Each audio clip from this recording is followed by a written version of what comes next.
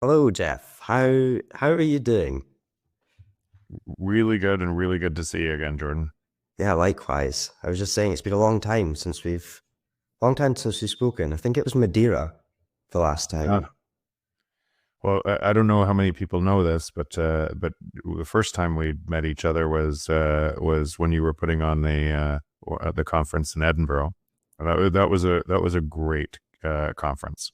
Yeah, it was yeah, very very special time and yeah, a big push forward for the UK. It's brilliant to see you again. Like always, I love chatting with you. I'm going to take you on a journey, let's say. And I've Uh, mixed things up a little for this episode. Because when people think of you, it's easy to focus on the big ideas that you share, the book, Price of Tomorrow, everything else that you brilliantly bring out into the world. But today I want to take a different angle and I want to dig into what shaped you, what drove you to think so differently. And from my perspective, I would really be interested in your entrepreneurial journey, so other people can learn from that as well. Are you down for that? I'm down for wherever you want to take me. Awesome. All right, let's do it. Okay, so my first question is take me back to the early days. So what were the defining moments in your life that set you on the path to being an entrepreneur? Hmm. It is really hard to say that specifically. I don't. I had an incredible upbringing in family that it could want nothing. That we had incredible love, incredible, like, felt safe, everything else, and family, and broad family. My parents and broader family around us. We didn't have money. We didn't have. We were probably, being honest, looking back, probably in a time lower middle class, and in a middle class neighborhood, and then times of in 1981 or prior to 1980, my mom and dad did really well. For the first time ever, we went on a plane. I was 11. For it felt like, what's going on? Like, this is different, because we never wanted for anything before that. We camped, we did things, so we didn't know. We didn't have money. We had no idea. And then the ability to do other things kind of emerged, kind of to 81. Then in the housing market at that time, when interest rates went up, we lost everything. And again, as a kid, you don't know that. You don't really know that. You can feel more pressure. Um, and so some of those things probably defining, as and I want to be careful in saying this, because it's um, it's your own perspective of something that's changed that defines you, and it might not have been the actual thing, right? Because somebody else has a different perspective. So, but it through losing everything, my own perspective was that was a hard time for our family, um, and I was never going to allow that to happen to my family, right? And even though we had everything else, because parents stayed together, everything was great, but it was just such a jarring time for the family. Um, and then if you go kind of forward onto that, so probably through that, I was always curious on why Mm. that I probably not just on there, but I've always been curious for a deeper question on why. Why do I do the things I do? Why do other people? Why does that? What does the market look like? What? Because some of these things in 81 was a really good example. And again, this is my 11-year-old brain, and then now looking back at my 11-year-old brain, trying to rectify, okay, what did I think? What was the world? A lot of people made similar mistakes and got wiped out. And what is the market structure that allows that to happen? So I was curious. So even from that time, I think I was, I started to read lots. probably a little bit later than that, because I was just curious. And through school, I don't think I was in school. It was never an inability to do this. I was put in an enriched class. I was always had the capability to almost do anything, but I hated kind of fitting in a box. And so I was always the kind of almost fighting that somebody labels you as this. I wanted to be outside of the box. I wanted to be labeled as, I didn't want to be labeled. So it probably always had that edge, and maybe that's what makes an entrepreneur. And that took me to my parents wanted me to go to university. So I went to university, but didn't want to. I spent a couple months there and realized this is just not for me.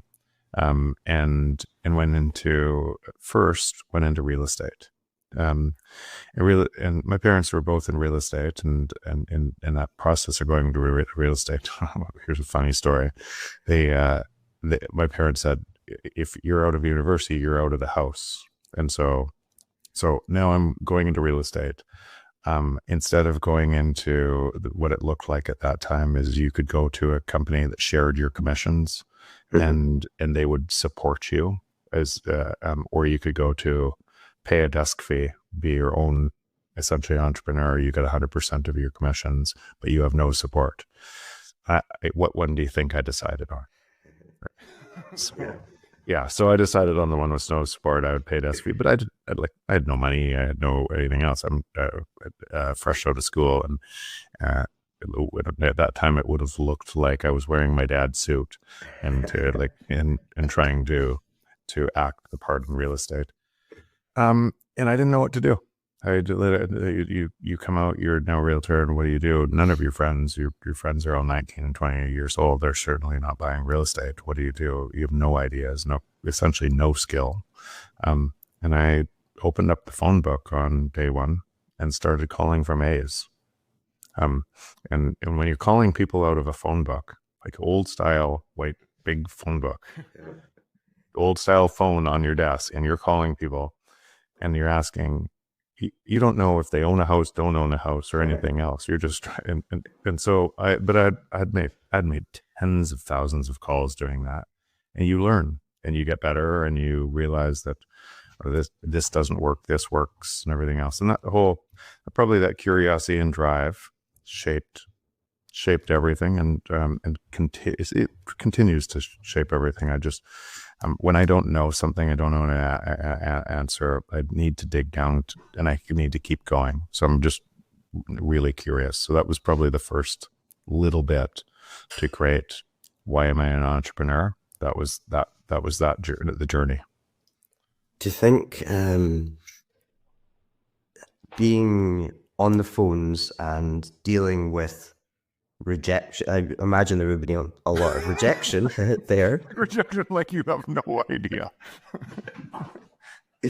I can imagine that really shaped, because when people say one of the greatest skills you can have is being a salesperson, because you're exposed to so much failure and being rejected.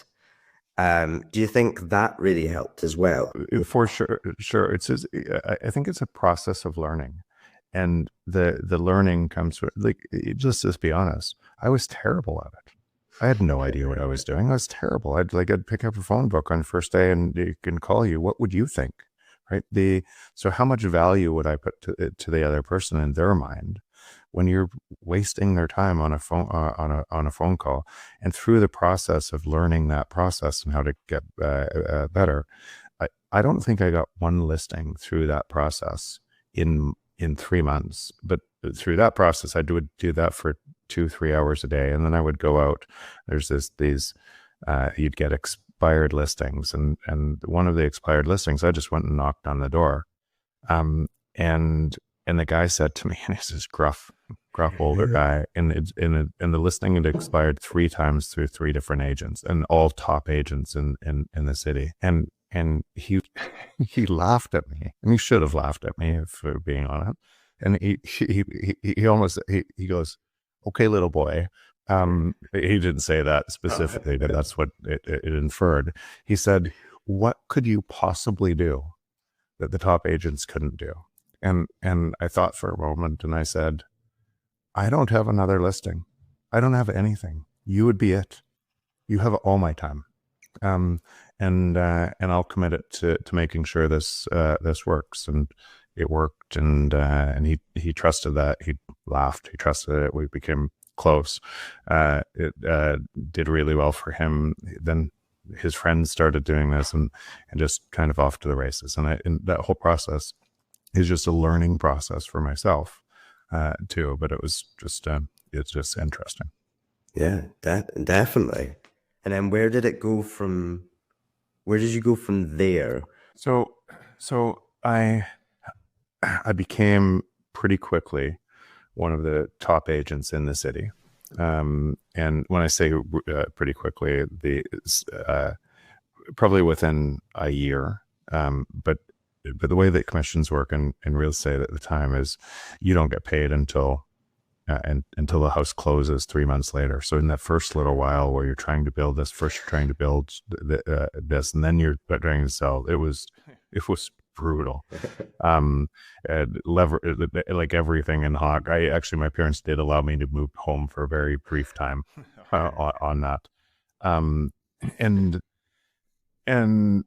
then through that process, so it turned into an incredible job or opportunity, and it was easy. I could travel a lot. I could do the amount of money I was making at that time in my life was just, it was kind of outrageous.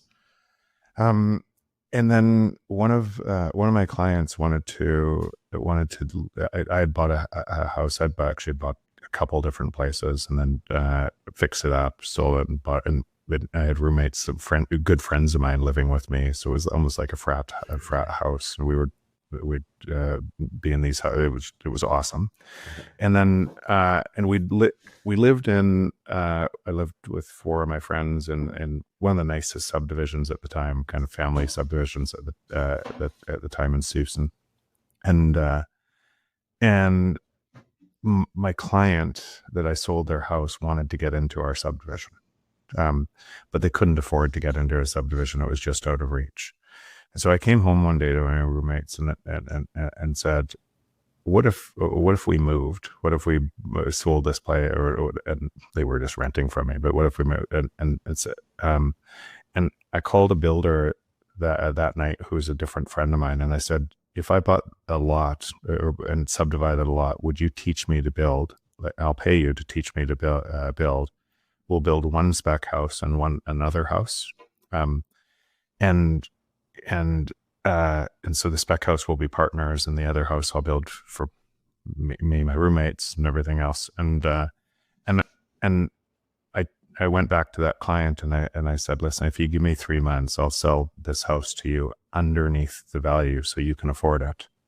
So because they had kids in the local that wanted in that school, it was way better for them. And so I became a builder out of the process of helping somebody else get into a house. And so I didn't actually think I would become a builder.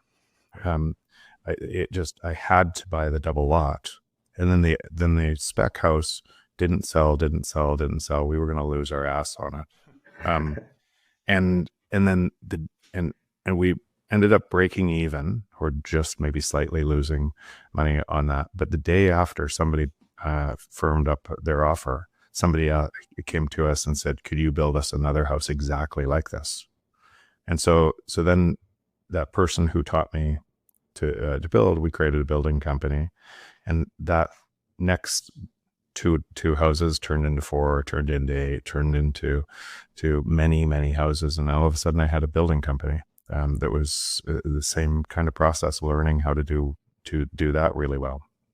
That led to one of my clients in building. I couldn't deliver the house on time because the supply chain was so broken. And I had to put them up in a hotel furniture and storage, and they were obviously mad at the situation. They weren't as mad as me, but I was mad at me. because I couldn't deliver what I said I would deliver.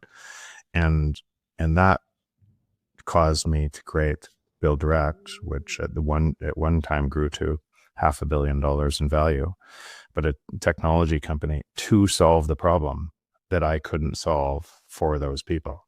So all of these paths were just like, I still even wonder today what I'm going to do when I grow up. They were just all doors that opened to be able to solve a problem that I felt like I had to solve. That's so interesting. I didn't realize that it was like that. And it was like a domino effect almost, of you hit another brick wall, you saw a problem and you had to create the solution. And every single thing looked like that. The brick wall wasn't something, it was my accountability for the brick wall and seeing the world through somebody else's lens on why that would create. And that allowed me to see, okay, this is a problem for not just me, it's a problem for a whole bunch of people. And then how do I create a solution? In these early years, was there anyone that was a really big influence on you, or was a mentor in your early days that you learned a lot from, to then where you are now? Yeah, so that's actually, that's a hard question for me. And it's not a hard question. The answer is super simple for me, but it would be hard for other people to I think, to hear, because they're so used to one or two mentors. I don't look at the world like that. I don't look at the world as this person's better, this person's worse, I'm above this person. I look at completely flat. I look at you in the exact same way. And I look at, there isn't a person I can meet that isn't exceptional genius at something. And they might have something that's negative too. But if you just focus on the genius, you can learn from everybody. And so, and again, I take that from, if I think about who my parents are, who my brothers are, who my broader relationship of friends and everything else. And I just can't believe I get to learn from all of these people. And so I think about it as I have a global network of mentors that I'm trying to say, to think, what is their specific genius? And how do I make and how do they see the world, and how does that impact? What could I take from that and learn from that genius? So I don't. There wasn't a specific mentor. There's tons of people that I have so much love for, time for, because they shaped me. But I couldn't even. It'd be impossible for me to actually vocalize how much that means to me and all of those people, because it's so broad. Such a great way of putting it. And going back to university, how do you think, like, as technology is moving so fast now, what's your view on how education will evolve? Because obviously you didn't fit into that box of university. How do you think now with AI, exponential tech, how do you think universities are going to change? Yeah, it's really so. Now you could do an entire podcast or 2 or 8 on this topic, because it's a structural change, and the structural change that we're talking about changes absolutely everything. But just if you, at the top level, if you just said, how would it be possible to, in the world, how fast we're moving, to train somebody who then trains everybody else? And it's the one person there, it's the one curriculum. Because how could they keep up to the rate of everything else? So I don't think it works. I don't, at least the structure that we look at today, I just don't think it works into the structure that it looks tomorrow. You could take any one of these courses, you could take anything, and you could meet the top experts all over the world on any of these courses without a university. You could take it down. You could take, when I say top experts, you could take both sides of an argument and see for yourself on both sides. And you could constantly go deeper and deeper on any specific topic you wanted without a university. So the question is, why do you go to university? Because you believe somebody else can take you through that process faster, but they can't. It's impossible. It's impossible through that structure. No, it's not impossible if you believe that, because it means you're going to be moving at that rate. But if you want to hack that process, you can hack it anywhere. Anyone in the world can hack that process on virtually any topic. And I'm talking about, and one of the things I want to keep in mind, some areas there's still regulation and health and everything else. So you can't be a doctor and hack that process.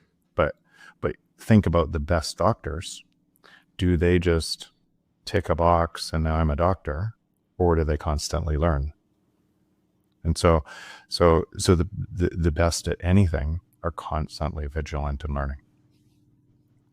Even for that, like as we move into a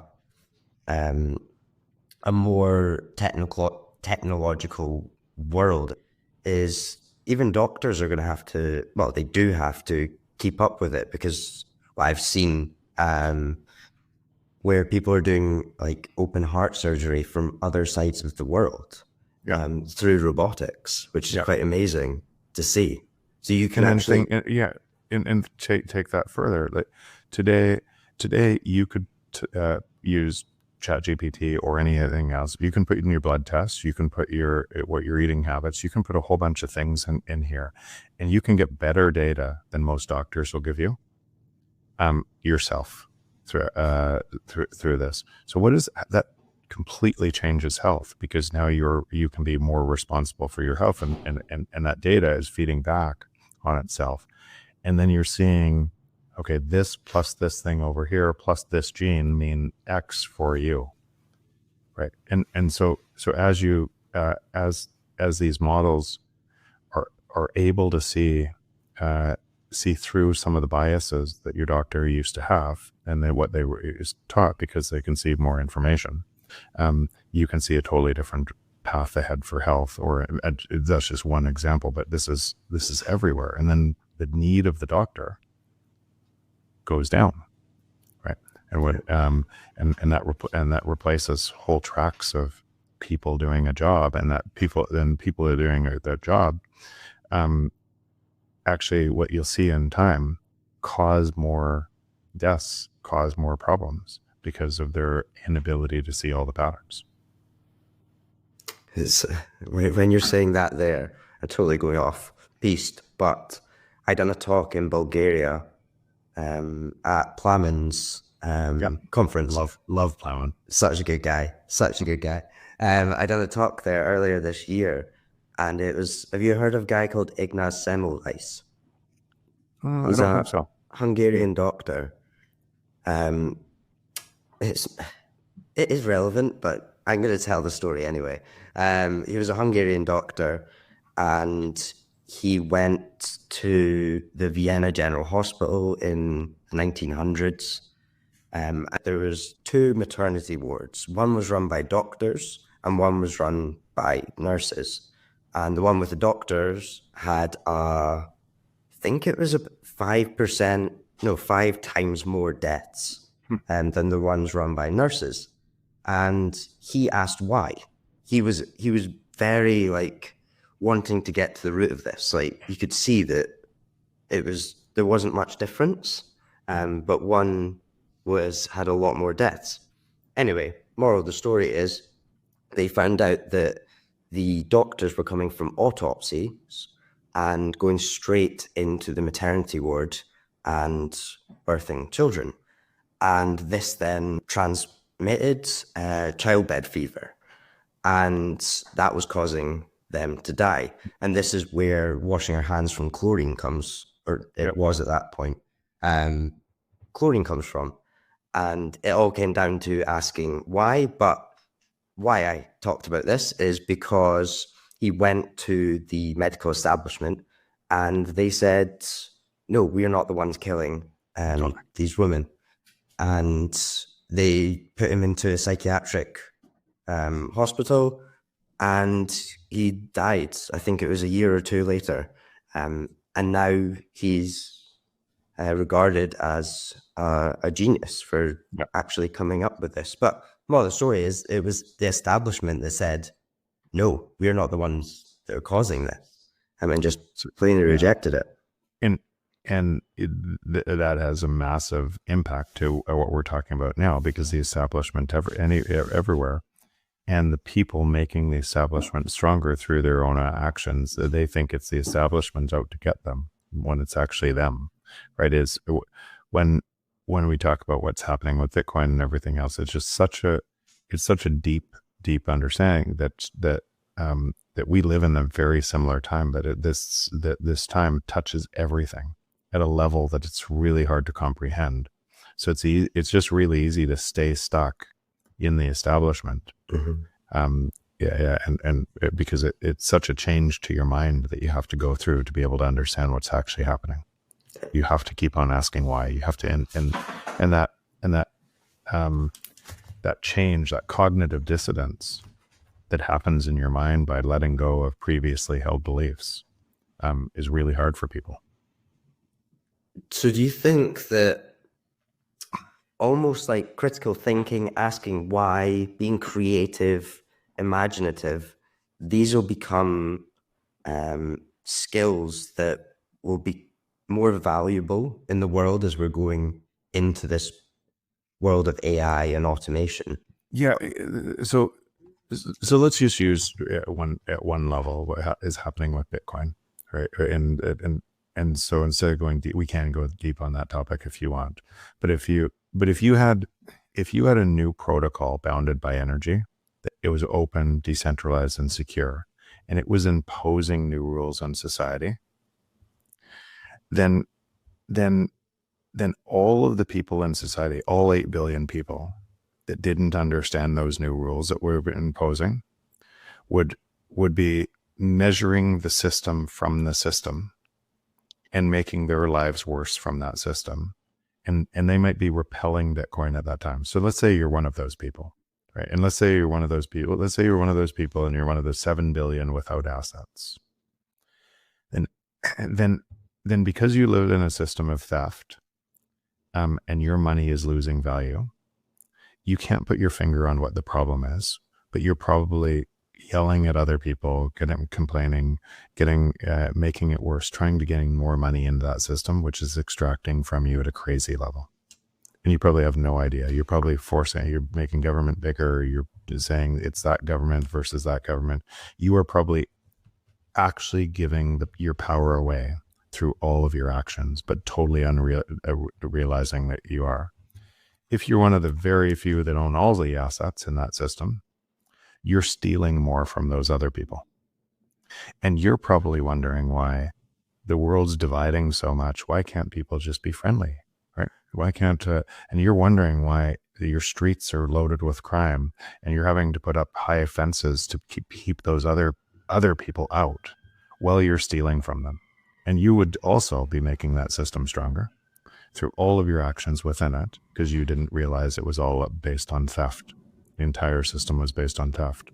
That would cause and no matter what side of that system you were on, you would believe your reality would be true for you, right? And it would be true for your friends, and it would be true and you would be inside these realities, the reality bubble, and it would be totally true for you.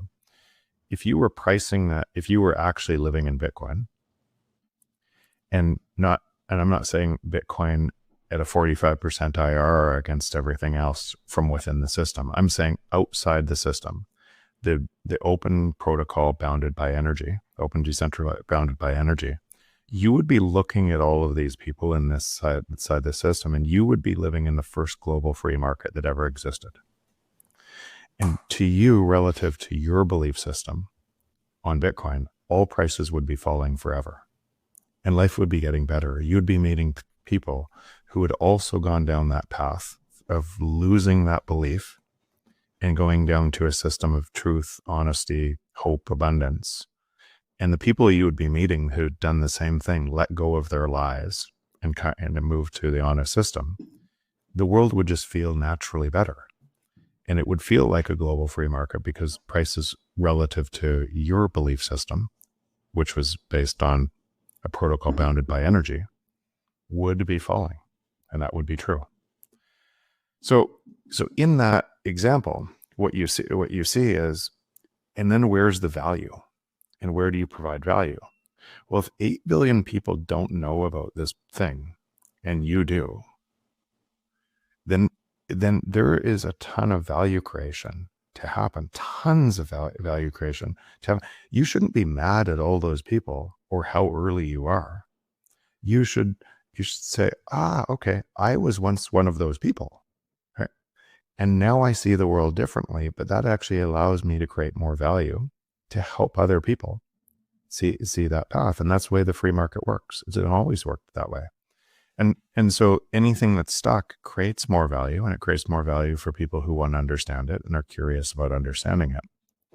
And that has broad implications to every other thing, because what it means is all of the other industries on top of that first global free market are also now not immune to the effects of the first global free market. And because there's no monopoly in a free market. Because monopoly creates higher margin, and entrepreneurs attack it with all their creative ways to be able to solve that scarcity and create abundance. And that is what we celebrate. But now in the global free market, that means that abundance flows to everybody in Bitcoin forever. And so I would say most people even measuring Bitcoin right now are measuring from within the system, thinking Bitcoin is going up in price faster than their other assets, but they are still fully inside the other system by doing so. And then there's some people that are, and you could argue that my value increase to society is deep diving this topic to make sure that I was right, to be able to in critical thinking and first principles to where was I wrong before? Because I didn't know this 10 years ago. My journey is the same thing as yours is. And as you get smarter and smarter, and all of the people that have been instructed in my own journey to be able to get this, and it resolves this paradox, and that paradox, as I spend more time in it, everything's easy.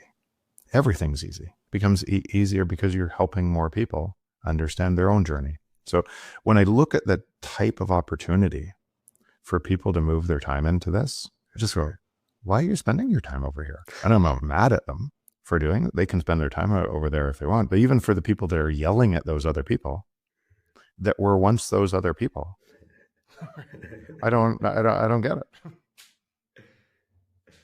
It's, I think for a lot of people within Bitcoin, it's hard to remember, or those people that have been in for a while, it's hard to remember those early days as well, because you get so sucked into it. Like, you get sucked into the system and learning about it, going into depth. Like, the rabbit hole is endless, which is the beautiful thing about it. Yeah. But remembering the start of the rabbit hole is a very difficult thing for a lot of people to remember.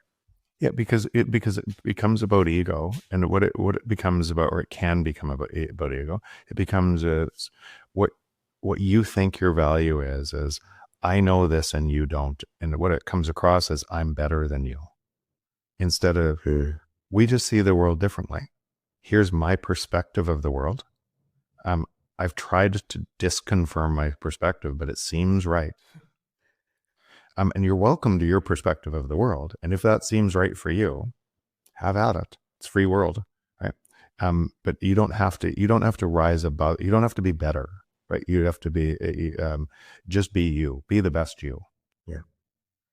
Yeah, 100%. So now we're on the topic of Bitcoin, our favorite topic. Yeah. Where if you want to go backwards to somewhere else and everything else to get this, I'm happy that we can go wherever you want. No, let's do it. Let's keep going down this rabbit hole. We're sitting here December 2024. Bitcoin, as as a protocol and has made so much progress, awareness, let's just say, in the world this year.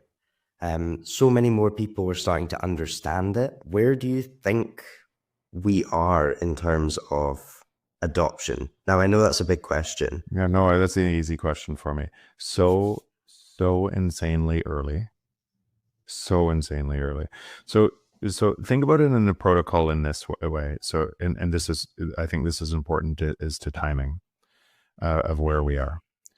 The protocol, so a protocol or protocols are very rare and they come in layers, and very rare. So most people think about, instead of protocol, they think about technology, which is less rare. And then new technology comes out that renders the old technology obsolete, right? So if you thought Bitcoin was a technology rather than a protocol, you would be easily convinced to Ethereum, Solana, every other nonsense coin, right? Because that would make sense to you that there's a faster horse. Right? There's something that somebody else creates a new technology, and the first technology isn't so good, but the next one's going to be better, and you'd be trapped into all that. It actually make it even worse that if your money was being destroyed, and all you did is held Bitcoin, and you did really well, then it would create this market incentive to, I have a better Bitcoin, right? And a whole bunch of people to take pennies Bitcoin or time and create all these scams on them. So that would be natural in a free market, and all we're seeing is that existing thing play out. But how do protocols come into existence? And let's use like the most recent protocol that came into existence before Bitcoin is the internet. And then let's overlay where we are in the process. So when people talk about Bitcoin, they don't actually know whether they're talking about layer 1, layer 2, layer 3. They're talking about broad Bitcoin. So they're confusing all of those pieces. So you have to compare Bitcoin to TCP/IP, the first layer of the internet. And I'm making, because TCP/IP were actually two different pieces that then put together. But I'm just making it simple for people to understand. TCP/IP was developed by DARPA in the late 60s. So when you're comparing Bitcoin now, you're comparing Bitcoin as the store of value. You're comparing it to TCP/IP, the base layer of the new protocol. And what would that look like, right? As it's repricing the world, all you had to do, if Coinbase just, instead of launched all their coins, if they just held Bitcoin, Coinbase would be way more wealthier than MicroStrategy today. It would be a way bigger company. All they had to do is just hold the Bitcoin or buy Bitcoin and not do anything else. And they would have way more Bitcoin today. So all of their value destruction by launching all these coins destroyed value versus this thing. But they appear, because nobody can see the value destruction, they appear to be winning, right? Because they're winning compared to other people losing faster. But and that's true for any single person who's ever tried to cheat Bitcoin, right? You try to launch your coin. If you talk about the chain split in 2017, any type of person who tries to consolidate Bitcoin and control Bitcoin gets ejected by the honest base layer. And if they had just held Bitcoin, Roger Ver comes to mind. He'd be one of the wealthiest on the planet, and he wouldn't have to worry about all this nonsense and selling his book to be able to rewrite history, because he would just have the most Bitcoin. And all he had to do is hold it instead of try to control it. And so that process, and that's why that process on protocols is because protocols ossify, and they get and they make trade-offs to ossify. And so when you're comparing Bitcoin right now, you're in 1969 of the internet, or call it 15 years later from the internet. Or 16 years later. So 1989, that takes us 1969, it takes us to 1985 or something like that. Yeah. It wasn't until 1989 that the fourth layer of the internet, HTTP, connected the internet to have the internet as we've discussed today, including this Riverside thing that we're on today. And then entrepreneurs building on top of that took another 20 years to be able to describe all the value that comes on top of that protocol stack. So Bitcoin, as most people are talking about it, how early we are, is in 1986 from a protocol layer. And maybe you could argue, okay, it's moving faster to it's moving time speeding up, or technology is moving faster, so these will be compressed. But then the second layer, Lightning and Liquid, say as a second layer, is a transaction protocol that's layered on top, and you don't need another coin. What would that look like? Because it's really only 5 years old, and it's 5 years old from idea. So what would it look like as the second layer comes on top of the first layer, and people don't understand, and they're still trying to trade in all these other coins? It would look like a hobbyist project on top of this. And what would happen earlier is, as entrepreneurs build on top and ossify and make it better and remove bugs, you would have payments that might work 40% of the time. And what would people say about that? They would say, Lightning doesn't scale. Let's go over here. They would naturally say that because it didn't scale at that, and they can't predict how protocols come into existence. They ossify, they get better and better and better, and they layer on top. And so now when Lightning has 95%, 96%, it works all the time, and it's getting better, and it will be soon 99.999, and you don't need any of these other things. People are surprised, right? Where did that come from? When it was always there. It was always coming. It was just how protocols develop and then become winner take all, because you don't need all the other nonsense. So when you describe that process, and then you describe where other people are in that process, including even understanding the protocol in nature rather than another coin, how early are we? Like, we're so crazy early. But that also becomes the wild opportunity.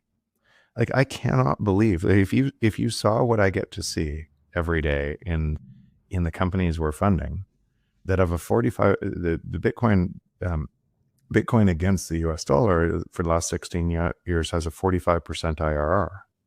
So the risk-free rate of the world, if you self-custody your Bitcoin, is 45%. And there's only, at least I've determined, there's only two ways to beat that return rate. Risk-free or return rate. One, leverage your Bitcoin like MicroStrategy is doing. Mm-hmm. Try and find a hack where you can turn other people's lower, because they don't know the 45% is the return rate, and they're willing to take 5%. So I take their money and I turn it into 45%, which is a really great hack on the existing financial system. Or invest in companies building the next Googles in the next 20 years of all of what's going to happen on top of this, who, by producing more value in that market, are denominating their balance sheets in Bitcoin. So you're getting venture growth, like you're getting crazy growth rates that are turning profitable in Bitcoin every single month, and you're attracting more Bitcoin. And when I look at this and see what we're able to do, and by essentially investing in the free market that no one knows exists, and having a return rate that people have no idea. Like, it's so how wild that is, getting to invest in the best entrepreneurs in the world, building on top of Bitcoin and denominating their balance sheets in Bitcoin. I just can't believe I get to do it. I can't believe other people can't see it. Do you almost want to keep it quiet for as long as possible? So I don't, because the free market works like this. If we're not the best, then we shouldn't do it, right? So we need to compete in the free market, and as other people compete with us and offer different value to entrepreneurs and different things, there's more choice and there's more. And so no, the last thing I want to do is stop. I want to tell everybody to do it, and then those entrepreneurs have more choice, and we better be the best for them to build their business, or we'll fail. Going into 2025, what do you think we're going to see? Do you think we're going to see more nations understand it? Yeah. So guaranteed, but again, this thing is imposing a new. This isn't. It's a protocol bounded by energy. It doesn't care if you don't understand it. Every 10 minutes, there's a new block, and all prices relative to this protocol are falling. That is objectively true for the last 16 years.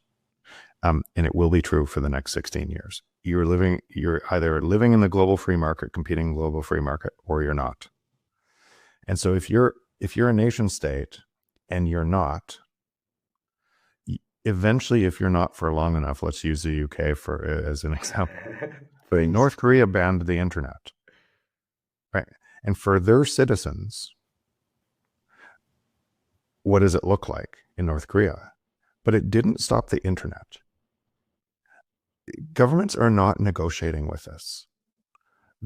What they're doing is and there is no, the government is just made up of you. So if you're giving your time to a government who is not doing this, and you're staying stuck in somewhere like North Korea, there are going to be other places well worth your time. And they're going to expand faster. So the question is not what your government's doing, is what are you doing? This is a real thought for me, isn't it? I realize, but it has to be, because there's a global competition. There always has been for talent and capital. And if you have Bitcoin and you're talented in the new global free market, there's a million places that want you. And if your government decides to try to ban the internet, they're telling you live in a control system, and they're going to make it worse and worse. And all citizens inside that, it's going to get worse for. They're screaming it at you. And again, so governments aren't negotiating with this. It's imposing the same thing on every government as it is on every human in this. And they're having a hard time understanding the different rules that this is imposing.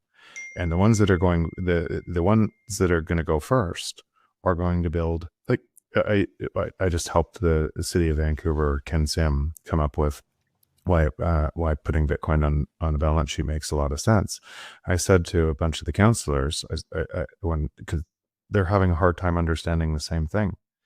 And I said, listen, what you're doing in the existing system. You know that there's no way to solve these problems, but there's the crime, the street problem, because what you're doing with your taxpayers' money is you're taking that taxpayer money today, and you know that you can't pay for the services because that taxpayer money is worth less in the future because the money is being debased.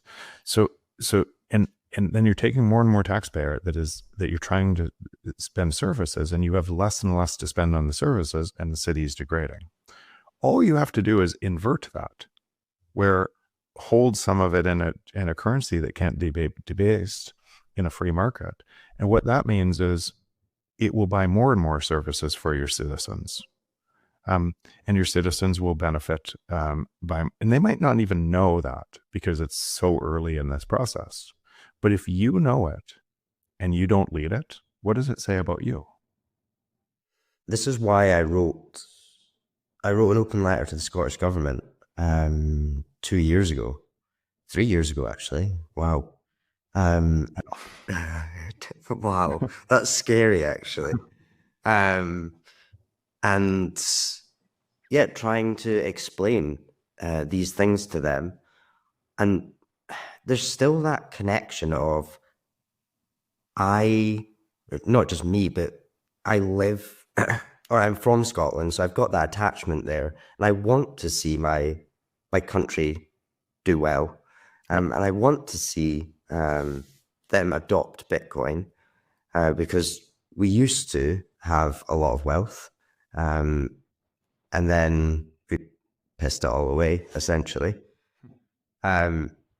So yeah, it's like, it's hard when you understand it in that country, but it's getting the people that can implement it to understand it. That's the really tricky part that I think a lot of people struggle with.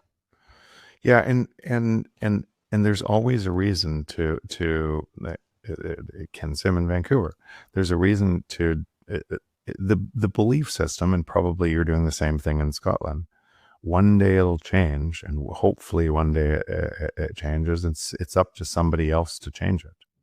It's not. It's up to us. We change the world through our actions. It's always looked like that.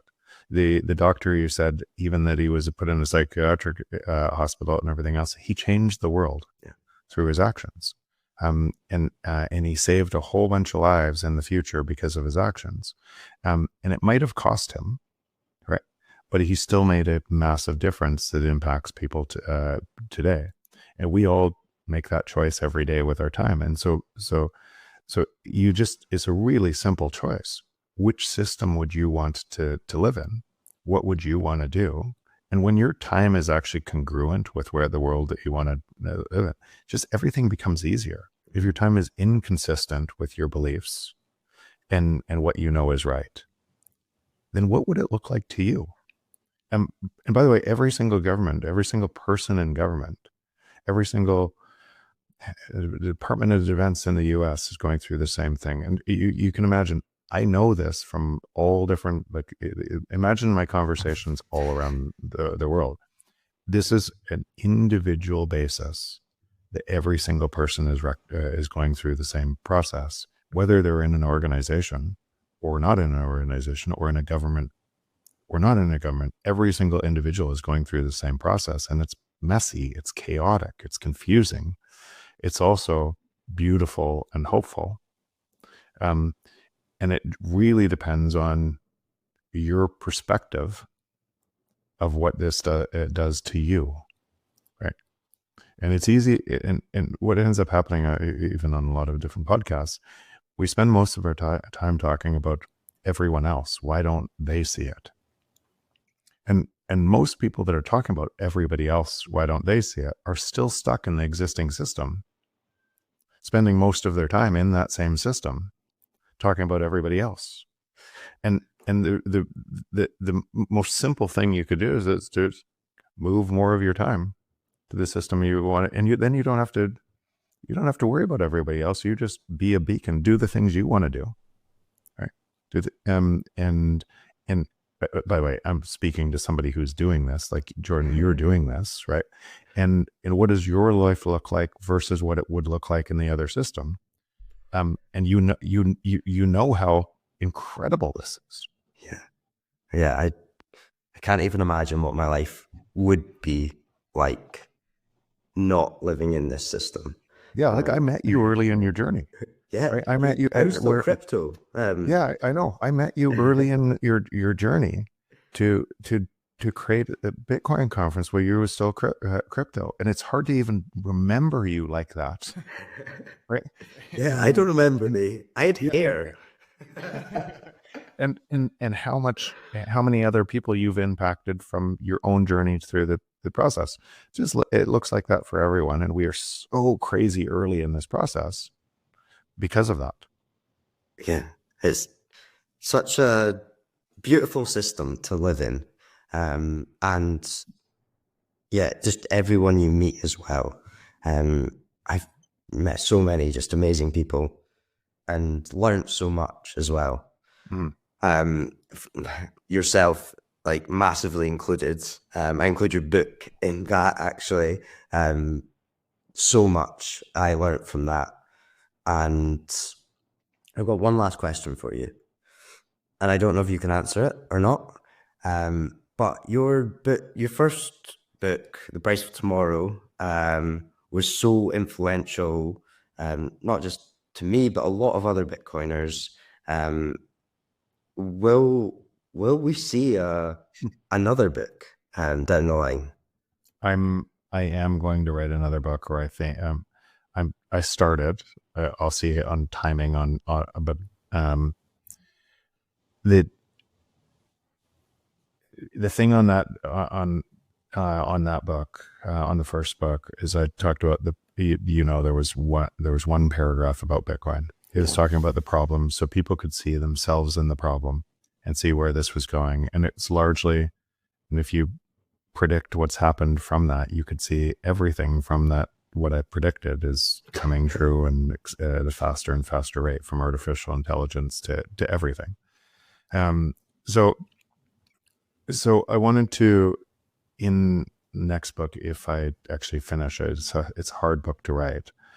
I want to explore us at the center of everything we create and why that is. And some of the questions you started to get to that, and kind of how do you see the world? What does this look like? And what in you allows you to go deeper in you to be able to understand that. But it's a hard book to write. And here's why it's a hard book to write. Because the world is a reflection of our beliefs. And and it really is. The world doesn't just happen to us. We actually create reality out of our beliefs, because our beliefs then create our thoughts, and then our actions, and what we do. And the world is a construct of that belief system and a whole bunch of other people's belief systems, but it's true for each of us in it, right? And it's like, I use this example often, but if I'm walking down the street with somebody who is a victim, right? The world always happens to me, right? And I'm walking down the street. We see two totally different worlds, and they're both totally true for both of us, right? It's not that their world is wrong. It's right for their belief system. So when you think about how deep that topic is, and what it means, how we are all connected. It's one consciousness. It's all connected. We're all, and we all impact each other through that. It's a really, but depending on our prism of reality, it wouldn't look like that to some people. Yeah. It's an interesting. That's really interesting. So that's I'm trying to tackle that, and trying to tackle why it's so important, because we are actually Bitcoin too. We are the nodes that run it. We are the people that keep it decentralized and secure. So it's not this abstract thing that just happens to us. We are part of it.